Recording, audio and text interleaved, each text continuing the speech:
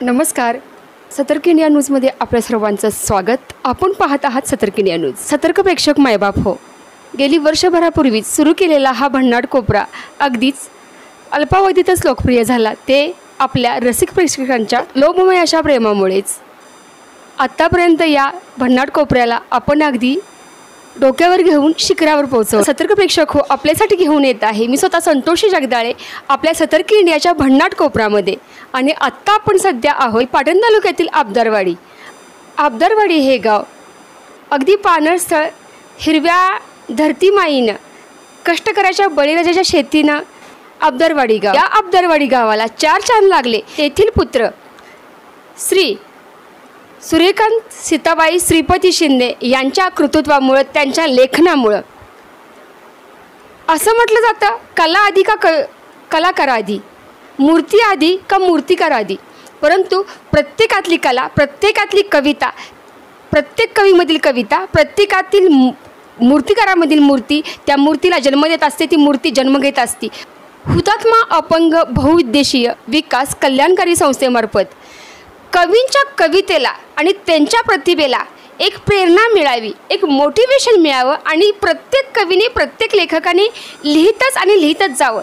त्यांच्या कविता प्रत्येक मनापर्यंत, प्रत्येक रसिक प्रेक्षकापर्यंत पोहोचाव्या या उद्देशानं या संस्थेनं अगदी मोलाचं असं कार्य केलेलं आहे. आणि त्यांच्या ह्या कार्याला आपल्या सतर्क इंडियाचा मानाचा मुजरा. की कोणत्या कविता आपण सादर केले की ज्याकरून इतके सगळे प्रेक्षक भारावून गेले आणि त्यांनी तुम्हाला डोक्यावर घेतलं आणि या कवी संमेलनाला अगदी 4 चांद लागले, काय सांगा? काव्य मैफिलीमध्ये मी छत्रपती संभाजीराजे, धर्मवीर छत्रपती संभाजीराजे यांच्यावरती एक काव्य लिहिलेलं आहे. 14 मे रोजी धर्मवीर छत्रपती संभाजी महाराज यांचा जन्मोत्सव सगळीकडे सर्वत्र साजरा होताना आपल्याला आढळून आला. आणि मला वाटतं त्याच अनुषंगाने, त्याच उद्देशाने, त्याच प्रेमाने धर्मवीर छत्रपती संभाजीराजांच्या असणारं प्रेम, न्याय, निष्ठा, प्रतिष्ठा यामुळे भारावून जाऊन या प्रतिभावंत कवींनी नक्की धर्मवीर छत्रपती संभाजीराजांवरची कविता सादर केली. जाणून घेऊया आपण त्यांच्या प्रतिक्रिया. आपल्याला हीच कविता का सादर करावी वाटली, काय सांगाल? धर्मवीर संभाजीराजेंचा जन्म उत्सव झाला 2-4 दिवसापूर्वी. पण मी ही कविता लिहिली तर ती त्या कवितेतली ते वेळी आपल्या धर्मासाठी या राजानं आपल्या देहाचं बलिदान दिलं, तर त्या पद्धतीचं सर्व वर्णन त्यामध्ये आहे. त्या कवितेमध्ये वर्णन आहे आणि त्या पद्धतीचं वर्णन आपण केलं आहे. आणि त्याला अगदी साजेशी अशी मी चाल लावून ते मी तिथं सादर केले ती कविता. एकूण किती कवी म्हणजे कवीवर हे तिथं उपस्थित होते, काय सांगाल? तसं ते कवी मैफिलमध्ये सरासरी 9 कवी होते. हे सगळे कवी कुठून आले होते, काय सांगाल? कोणकोणत्या भागातून आले होते? ते सातारावरून आले होते, पुण्यावरून आले होते, परत सांगलीवरून आले होते. त्या मोठ्या भागातून आलेल्या सगळ्या कविवर्य होते. आणि त्यातही तुमच्या या कवितेनं कसा ठसा उमटवला, काय सांगाल? ही कविता मी सादर केली. एक म्हणजे टाळ्याच्या गजरात तर त्यांनी साथ दिलीच प्रेक्षकांनी, परंतु एक म्हणजे इमोशनल वातावरण निर्माण भावनिक झालं. कारण त्या कवितेमध्ये त्यांचा शेवट कशा पद्धतीनं झाला हेच त्या कवितेमध्ये वर्णन आहे. छत्रपती संभाजीराजांचा शेवट कसा झाला त्या पद्धतीचं वर्णन आहे.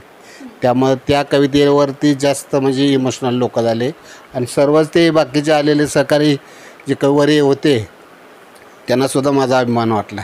की आपल्या जीवनामध्ये आपणाला जगत असताना किंवा आपण जीवन जगत असताना आपल्याला कशा पद्धतीने त्रास होतो, कशा पद्धतीनं त्रास दिला जातो, समाज देतो किंवा काय, असं संपूर्ण वर्णन त्यामध्ये आहे. जया अंगी मोठेपण तया यातना कठीण.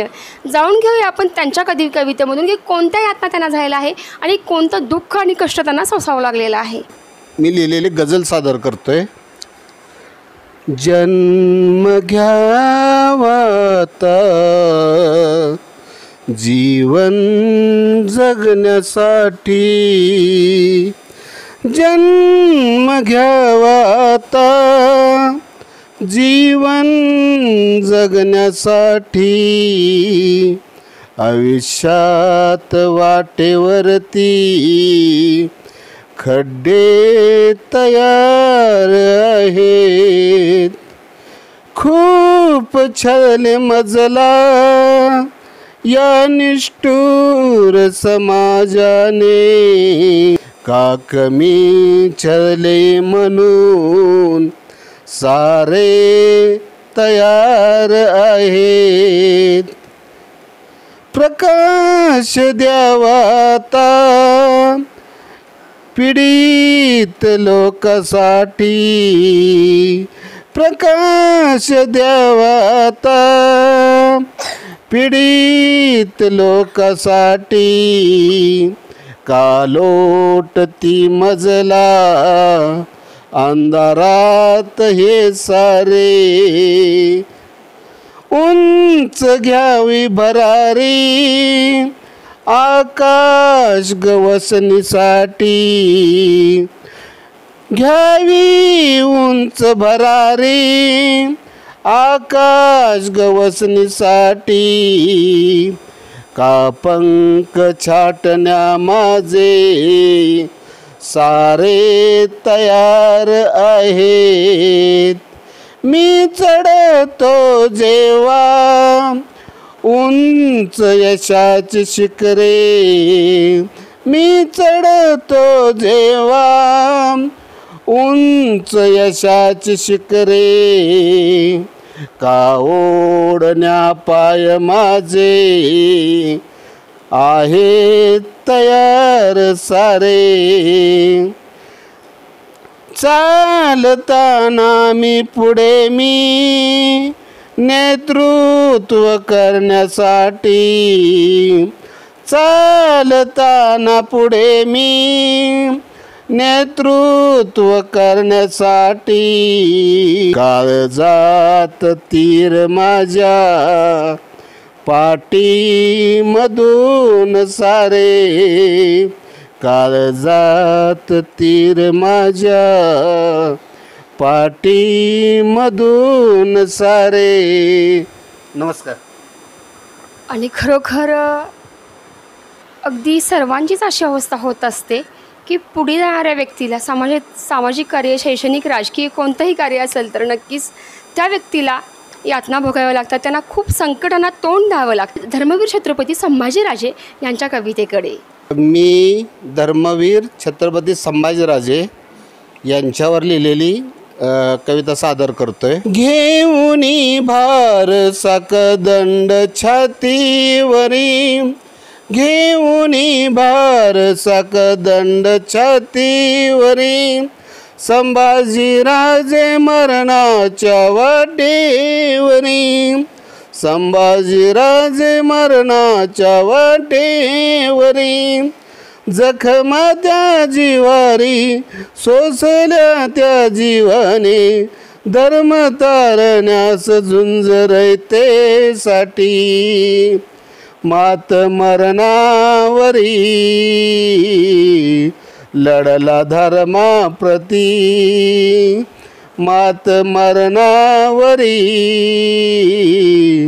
लढला धर्माप्रती, घात करुणी पकडलं त्यांना, डांबून हमला त्यांच्यावरी, रक्ताने देह भिजला, देह भिजला जमिनीवरी, भार धर्माचा घेऊनी हा वीर चालला मरणावरी, दुःख घेऊन स्वतःवरी मोगलापासून मुक्त करी, आम्हा मराठ्यांचे रक्षण केले त्यांनी, सेवा केली त्यांनी दया मावरी, भार प्राणावरी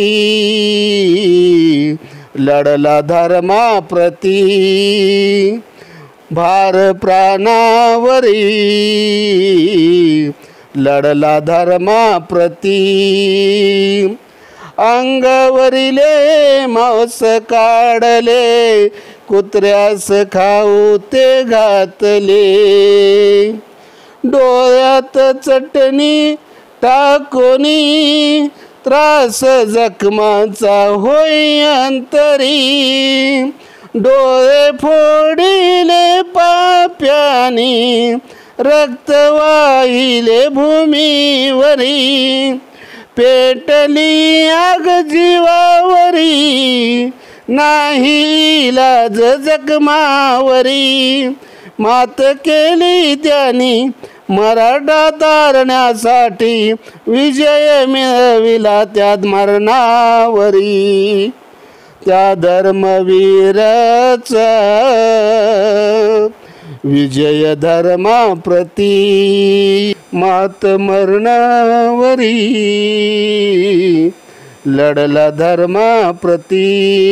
नमस्कार. खरोखरच धर्मवीर छत्रपती संभाजीराजे यांचं बलिदान आणि शेवटच्या वेळी झाली त्यांची दशा आणि त्यांची झालेली अवस्था, नक्कीच वातावरण भावनाशील झालेलं आहे, इमोशनल झालेलं आहे. आणि प्रत्येक मराठा समाजासाठी आणि समाजातील प्रत्येकासाठी रयतेच्या राजाने या स्वतःचं बलिदान केलेलं आहे. त्यांचं बलिदान आज तुम्हा आम्हामध्ये जे स्वातंत्र्य आहे ते त्यांच्या बलिदानाचं प्रतीक आहे. आणि या स्वातंत्र्याला आपण वाढवूया, त्याला जोपासूया, त्याला अविरत अखंडपणे तेजोमय करूया. अजून पुढचा प्लॅन काय आहे, काय सांगाल? पुढचा प्लॅन काय नाही, पुढच्या म्हणजे जून महिन्यामध्ये माझी पहिल्या पुस्तकाची आवृत्ती म्हणजे प्रकाशित होईल. कारण आत्ता माझ्या जवळजवळ 130 कविता झालेत, तर सरासरी 70 ते 80 कविताचं एक पहिली आवृत्ती माझी सादर होईल. सीताश्री काव्यसंग्रह या नावानं मी पहिली आवृत्ती प्रसारित करणार आहे. अगदी सतर्क प्रेक्षकांसाठी ही आनंदाची बातमी आहे की अगदी येत्या जूनमध्येच श्री सूर्यकांत सीताबाई श्रीपती शिंदे यांचे सीताश्री हे काव्यसंग्रह हा काव्यसंग्रह नुकताच प्रसिद्ध होतो आहे. आणि सतर्क प्रेक्षक हो, त्यांच्याप्रती असणारे, त्यांच्या कविताप्रती, त्यांच्या काव्यसंग्रहाप्रती असणारं आपलं प्रेम हे असंच द्विकंत होऊ दे, असंच उदंड होऊ दे आणि दिवसेंदिवस ते वाढत राहू दे. श्री शिंदे आपल्या परिवाराला, आपल्याला, आपल्या समस्त शेतीभाती, आपली मुलं बाळं, आपल्या आई, आपल्या पत्नी, आपलं घरदार आणि घरदारातील सर्व समृद्धी, सुखसमृद्धी अशीच तेजोमय होऊ दे, अशीच वाढत जाऊ दे आणि आपल्या कविता अशाच अविरतपणे आपल्या अखंडपणे लिखाण चालू राहू दे, ही सदिच्छा.